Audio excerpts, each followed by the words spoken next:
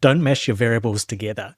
When you're analysing data, and in particular scale data, there's often a temptation to average multiple values into a single score or rating. In psychometrics, we often see latent variables measured with scales that combine like items like this. However, they've been tested for a range of metrics to ensure that they are valid, reliable, and have appropriate correlations between items and that final variable. Mashing any random variables together does not do this. I've seen the very flawed argument that combining variables gives a holistic view. However, this can often be the opposite. Imagine you're rating a restaurant. You enter and the interior is beautiful, 5 out of 5. The service is excellent, 5 out of 5. The cocktails are great, 5 out of 5. The music and atmosphere, brilliant, 5 out of 5.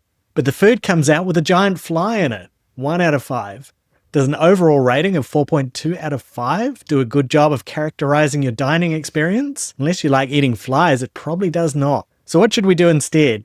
The easy answer is to analyze our components separately, and if we want an overall value, we ask an overall question.